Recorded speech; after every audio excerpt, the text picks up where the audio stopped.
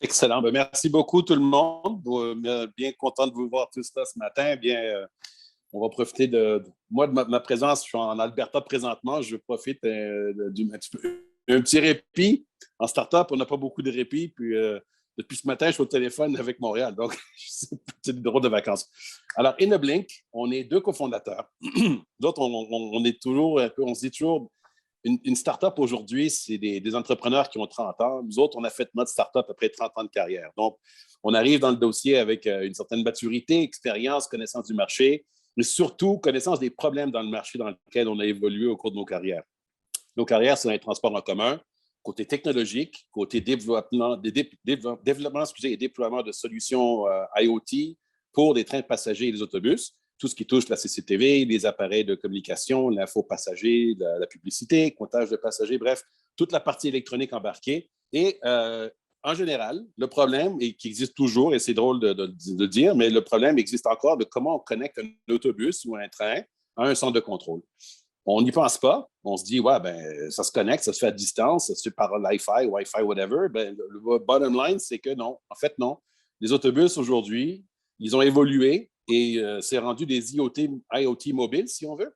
Et un autobus aujourd'hui, c'est plus qu'une grosse boîte à boucan, comme j'aime dire, c'est carrément un ordinateur ambulant qui en fait contient une vingtaine d'ordinateurs. Chacun des systèmes embarqués est géré par une informatique quelconque. Le système de freinage, le système de propulsion, le système d'info passager. Bref, il y a une vingtaine d'ordinateurs à bord et tous ces ordinateurs-là, ils gèrent leur propre système et ils communiquent avec le réseau véhiculaire pour monitorer ce qui se passe autour d'eux et annoncer qu'il y a des problèmes sur leur performance à eux et aussi recevoir des données d'autres systèmes qui auraient des problèmes quelconques qui pourraient interférer avec leur performance. Alors, tout ça, c'est bien et ça génère des tonnes de données, des tonnes et des tonnes de données. On s'attend, le plus gros là-dedans, c'est la CCTV, donc tout ce qui est la surveillance caméra vidéo. Ça, c'est un système qui a évolué carrément hors contrôle au cours des 15 dernières années. Aujourd'hui, un autobus, entre 10 à 20 caméras par autobus. Les caméras, on essaye de pousser des hautes résolutions, mais on est limité carrément à du 1080p, même si les 4K existent, ils en veulent plus. Et le problème est que un autobus roule 20 heures, 20 heures c'est beaucoup, mais entre 10 et 18 heures par jour, un autobus va être en service.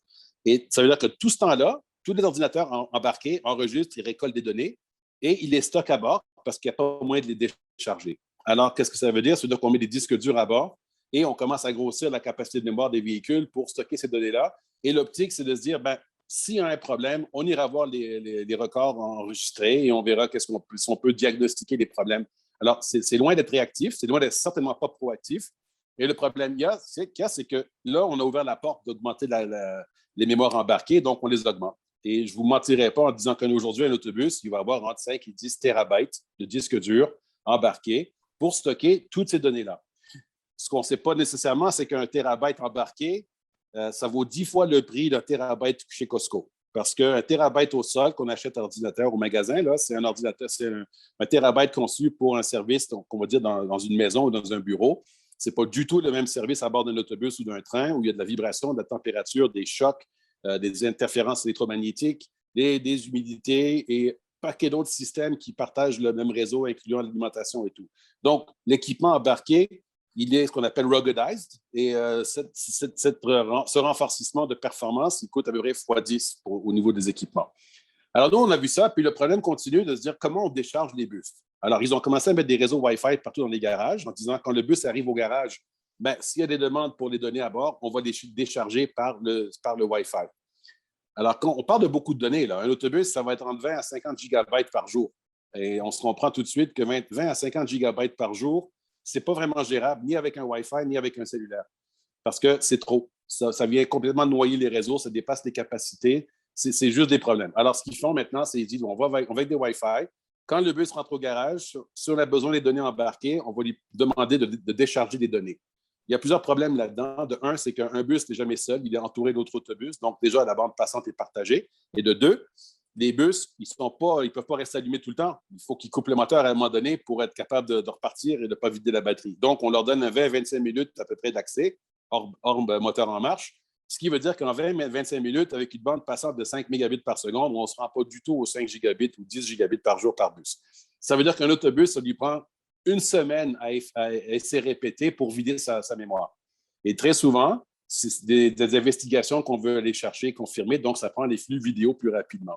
Donc, ce qu'ils font maintenant, c'est qu'ils sortent le véhicule de service carrément, ils enlèvent les disques durs, ils vont les ramener au centre de contrôle et là, ils sont analysés. On se rend compte que ça, il n'y a rien là-dedans qui a du sens. Ni la totalité de la mémoire embarquée, la facilité ou l'impossibilité de transférer la mémoire au sol, et après ça, l'analyse qui va être en aval. Alors, nous, ce qu'on a vu, c'est qu'on a trouvé une technologie il y a quelques années, il y a 2 ou 3 ans, on a vu une techno qui commençait à évoluer où on faisait du transfert du gros transfert de données par la lumière. Alors, nous, on a regardé ça comme concept pour venir complémenter les technologies RF telles que cellulaire et Wi-Fi. On s'est dit, si on peut décharger les trucs plus rapidement, mais là, ça va libérer le cellulaire pour faire d'autres choses, ça va libérer le Wi-Fi pour certaines activités encore moins demandantes. Et d'un autre côté, ça va être plus sécuritaire. Alors, c'est là-dessus qu'on est parti. Puis donc, Enablink développe maintenant une solution embarquée et au sol de communication sans fil via la lumière. On transfère à un taux de 1,5 gigabits par seconde, ce qui veut dire qu'on peut décharger un autobus complet en quelques minutes au lieu de quelques jours ou quelques semaines. Et ça veut dire qu'on peut maintenant décharger la demande d'avoir une mémoire enregistrée à bord qui est toujours vulnérable en passant. Malgré ce qu'on appelle le ruggedization, la mémoire est sujette à un paquet de problèmes qui ne sont pas nécessairement diagnostiqués. Et quand vient le jour de faire l'analyse des mémoires qu'on pense qu'ils sont là, on se rend compte qu'elles ne sont pas là. Alors, c'est vraiment ennuyant partout, là, au niveau de la maintenance et pour la sécurité. Alors, nous, on a fait ça, puis on s'est limité dans les limites, si on veut, de l'optique, qui disent qu'on doit être point à point et une certaine distance, etc. Donc, ce qu'on a fait, c'est qu'on a analysé l'environnement et on a reculé vers la solution. On n'est pas parti d'une solution, on dit, voilà, on a un truc optique, on va trouver une façon de le marteler dans une application quelconque. On va commencer avec le problème et on va reculer vers la solution. Donc, on s'est assis dans les garages, on a observé les bus qui rentraient, comment ils se comportent, qu'est-ce qu'ils font les chauffeurs, quels sont les protocoles de maintenance et de gestion et de tout ça, de nettoyage.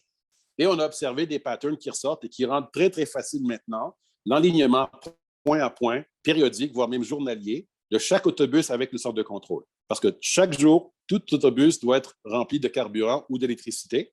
Chaque jour, tout autobus doit être nettoyé et doit être inspecté. Donc, on vérifie les pneus, on vérifie les essuie-glaces, etc. Tout ça, ça prend quelques minutes et ça prend un endroit fixe bien défini pour faire ces activités-là. Et on s'est dit, ben voilà, c'est là qu'on fera nos transferts. Donc, on va équiper un autobus d'une antenne optique, on va équiper le sol d'une espèce de point d'accès optique aussi, et la connexion se fait automatiquement. À peu près exactement comme le Wi-Fi, sauf que c'est optique et c'est 100 fois plus vite. Okay. Voilà. Pourquoi avoir introduit la 5G? Tu en parles un petit peu. Votre système est multiplateforme, là, donc l'optique et d'autres technologies RF. Pourquoi la 5G et quels sont les avantages ou les inconvénients? D'accord. Alors, la 5G, le gros avantage pour nous, d'abord, c'est que, comme je dis tantôt, on est point à point. C'est-à-dire que l'autobus doit être arrêté face à son point d'accès. Tout autre temps, il n'est pas connecté au réseau. Donc, on ne peut pas transférer tant qu'on n'est pas en vue, si on veut, du point d'accès. La 5G, elle vient complémenter avec l'accès en temps réel n'importe où, n'importe quand.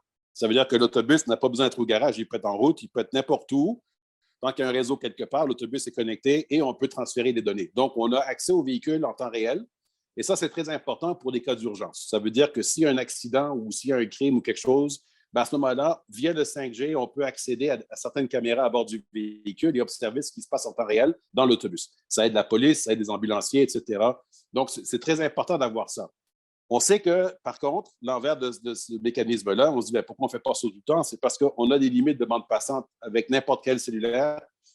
On a toujours une limite. Ils appellent ça du throttling. En anglais, je n'ai pas le terme en français, là, mais le throttling, ça veut dire qu'on a une certaine bande passante permise à la haute vitesse, puis après ça, on tombe de vitesse. Ça veut dire que c'est un moyen efficace jusqu'à un certain seuil. Après ça, ce n'est plus un moyen efficace.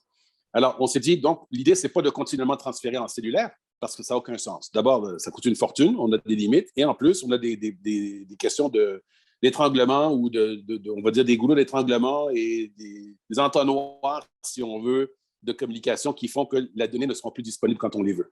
Alors, on dit, on va partager les deux flux en deux catégories bien distinctes, une qui est le temps réel urgence et l'autre qui est le backhaul, si on veut, le gros stack de données au complet qui, lui, va passer par l'optique. Donc, avec les deux, le meshing des deux est parfait comme ça. Donc, on a accès quand on veut, où on veut, et on a tout l'historique qu'on ne peut pas télécharger par cellulaire. On va le récupérer quand le véhicule sera disponible. Alors, ça, c'est le gros avantage. Un des inconvénients, et pourquoi on ne fait pas ça plus avec du 5G et pourquoi on sort l'optique, c'est que nous, on change aussi complètement la logique et le positionnement, si on veut, d'un système cellulaire conventionnel. Aujourd'hui, un téléphone, c'est le client principal d'un réseau cellulaire. Donc, ça veut dire que le réseau est conçu pour décharger vers le téléphone, donc en download, si on veut, des antennes téléphoniques qu'on voit partout, vers les clients comme nous, avec nos téléphones, nos iPads, etc., nos ordinateurs. Et le flux, il est à peu près 80% en direction vers le bas, puis 20% en direction vers le haut. Alors, c'est un peu comme ça que c'est conçu, parce que la demande est dans cette direction-là. Mais nous, le problème qu'on a, c'est qu'un autobus, il est dans le sens contraire. Lui, il veut décharger ses données, uploader ses données, et c'est des grosses quantités. Fait qu'on a déjà un cinquième de la capacité du réseau, de un, et de deux, on a d'énormes quantités qui viennent menacer l'étranglement du réseau ou, on va dire, la saturation du réseau pour d'autres applications. Pas oublier qu'à Montréal, on a 2000 autobus à la STM. Alors, si on s'imagine les 2000 bus qui veulent décharger 20 gigabits par jour, c'est quasiment impensable par les réseaux cellulaires ou les réseaux Wi-Fi. Actuellement, oui, c'est sûr. Est-ce que tu penses que la 5G va permettre d'avoir des autobus autonomes? Parce qu'on a de plus en plus un problème de pénurie de main-d'œuvre.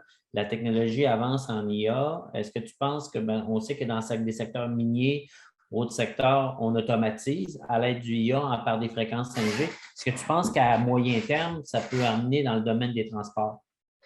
Moi, je pense que oui, parce que ce qu'on a vu à date, c'est que afin d'avoir un moyen de transport autonome, il y a beaucoup de paramètres à contrôler. Puis on le voit, un exemple, je veux dire, c'est le REM. Le REM de Montréal, le train qui s'en vient à Montréal, lui, il est autonome. Et forcément, lui, il doit opérer. L'avantage qu'il a comparé à un véhicule minier, par exemple, c'est qu'il est sur une voie ferrée. Donc, il n'y a aucune latitude gauche-droite. Lui, c'est seulement avance et recule. Et il est dans un milieu tout à fait contraint, contenu, défini, où chaque millimètre est mesuré. Alors qu'une mine, tu creuses ton tunnel, tu n'as pas nécessairement du SCADA partout sur la longueur du tunnel. Donc, on voit vraiment que le REM a un gros avantage, mais il est autonome. Et dans le cas du REM, l'autonomie est assurée par une combinaison cellulaire et Wi-Fi, parce qu'ils peuvent contrôler l'environnement. Dans le cas d'une mine, c'est impossible de mettre du Wi-Fi là-dedans. Et il faut que tu aies maintenant une infrastructure cellulaire capable de gérer avec les vitesses, mais il n'y a pas juste la vitesse. Parce que dans le cas d'un véhicule autonome, oui, il y a la vitesse de communication, mais aussi la sécurité du réseau. C'est-à-dire, et quand je dis sécurité, ce n'est pas hacker puis voir ce qui se passe dedans, c'est d'avoir le réseau disponible en tout temps. Tu ne peux pas avoir un blind spot qui te dit « Ah, ben là, tu n'as pas de communication, vas-y tout seul. » Tu ne peux pas faire ça. C'est comme mettre les mains devant les yeux quand on conduit, ce n'est pas la façon de faire. Donc, ça prend un réseau qui non seulement est rapide, mais qui doit être aussi 100% fiable. On appelle ça « safety critical » en anglais. C'est un système qui permet d'être constamment disponible et qui va garantir qu'il remplace une personne opérante devant le véhicule.